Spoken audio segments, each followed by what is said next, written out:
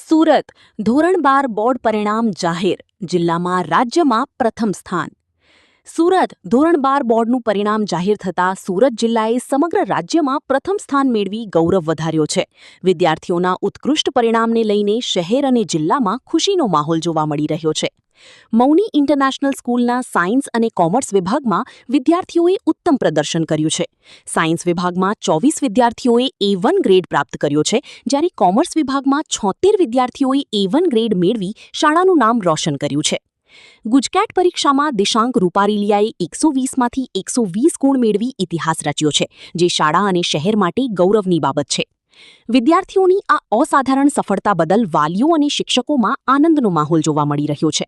શાળાના પ્રતિનિધિ JB પટેલે જણાવ્યું હતું કે આ સફળતા શિક્ષકોની મહેનત અને વિદ્યાર્થીઓના પુરુષાર્થનું પરિણામ છે.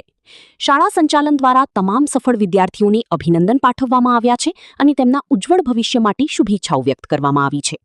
નામ રૂપારેલિયા દિશાંક જીતેન્દ્રભાઈ છે અને મેં ગુજકેટમાં 120માંથી 120 પ્રાપ્ત કરેલા છે અને બોર્ડમાં 99.94% પ્રાપ્ત કરેલા છે 95% સાથે.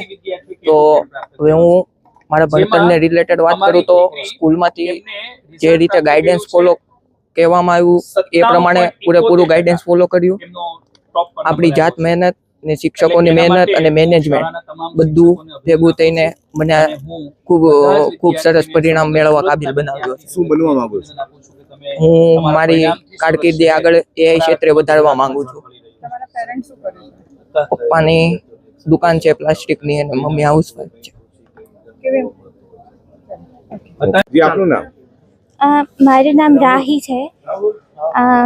મારા અંકલની 1 વર્ષ પહેલાં અમદાવાદમાં જે પ્લેન ક્રેશ થયો એમાં એક્સપાયર થઈ ગયા હતા. તો એની ઈચ્છા એવી હતી કે હું 12થમાં બહુ જ સારા માર્ક્સ લાવું, A1 લાવું. તો એ જતા રહ્યા પછી મારે એનું ડ્રીમ પૂરું કરવા માટે બહુ જ સ્ટ્રોંગ થવું પડ્યું. ઘણું દુઃખ હતું મને, પણ ફેમિલી, અહીંયાની સ્કૂલ અને બધાની હેલ્પની રીતે હું સ્ટ્રોંગ બની ગઈ અને એના ડ્રીમને પૂરું કરવા માટે મેં બહુ મહેનત કરી અને એનું ડ્રીમ ફાઇનલી આજે પૂરું થઈ ગયું અને મેં 91% 12થમાં મેળવી લીધા. કેટલા કલાક તમે મહેનત કરતા હતા રોજ? એ તો કંઈ ફિક્સ ના હોય, પણ જે રોજનું જે ટાઈમ ટેબલ હોય કે આજે મારે આ કમ્પ્લીટ કરવાનું છે, આજે અમારે પૂરું કરવાનું છે, તો બસ એ ટાસ્ક હોય કે એ કમ્પ્લીટ થઈ જાય એટલે ઓકે હતું. આની પાછળનું શ્રેય કોને આપો છો? ઓબ્વિયસલી આની પાછળ બધાને જ કહેવાનું હોય, કેમ કે ફેમિલી બી હોય, આની પાછળ ખુદની જાતની થોડી મહેનત હોય અને સ્કૂલથી ઘણું હોય.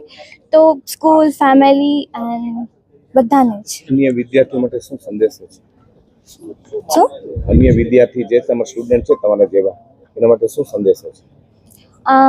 એ તો ઓબ્વિયસ છે કે જેણે જેટલી મહેનત કરી હોય એટલા માર્ક્સ મેળવ્યા હોય. બહુ સારી મહેનત હોય એટલે સારા માર્ક્સ આવ્યા હોય. તો મહેનતમાં તો પછી મારે શું કહેવું છે. ઓકે.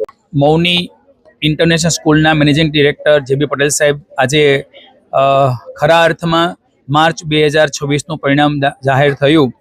હું સમગ્ર સુરતની જનતાને, સુરતના વિદ્યાર્થીઓને અભિનંદન આપું છું કે સુરતના વિદ્યાર્થીઓ ખરા અર્થમાં એ સમગ્ર ગુજરાતમાં એક ટોપ નંબર પ્રાપ્ત કરી રહ્યા છે. આજે અમારી શાળાની વાત કરીએ તો અમારી શાળામાં સાયન્સ વિભાગની અંદર 24 વિદ્યાર્થીઓ A1 ગ્રેડ પ્રાપ્ત કર્યો છે અને 71 વિદ્યાર્થીએ A2 ગ્રેડ પ્રાપ્ત કર્યો છે. એમાં દિશાંક રૂપારેલિયાએ 120માંથી 120 ગુજકેટમાં પ્રાપ્ત કર્યા છે. એટલું જ નહીં, 37 વિદ્યાર્થીઓ ગુજકેટની અંદર 100 કરતાં વધારે માર્ક્સ પ્રાપ્ત કર્યા છે. આ શાળાના કોમર્સના પરિણામની વાત કરું તો 76 વિદ્યાર્થીઓ A1 ગ્રેડ પ્રાપ્ત કર્યો છે અને 188 વિદ્યાર્થીઓ A2 ગ્રેડ પ્રાપ્ત કર્યો છે. જેની અંદર અમારી દીકરી ગોળકિયા ફેની હરેશભાઈ, એને 700માંથી 684 માર્ક પ્રાપ્ત કર્યા છે અને રાદડિયા વિદ્યા એને 700માંથી 680 માર્ક પ્રાપ્ત કર્યા છે. આ પરિણામને આધારે હું કહી શકું કે શિક્ષકોની મહેનત, આચાર્યની મહેનત અને વિદ્યાર્થીઓનો સખત પુરુષાર્થ આ પરિણામ સુધી પહોંચ્યો છે. એના માટે હું ખૂબ અભિનંદન આપું છું. એના વાલીને પણ અભિનંદન આપું છું. Thank you very much.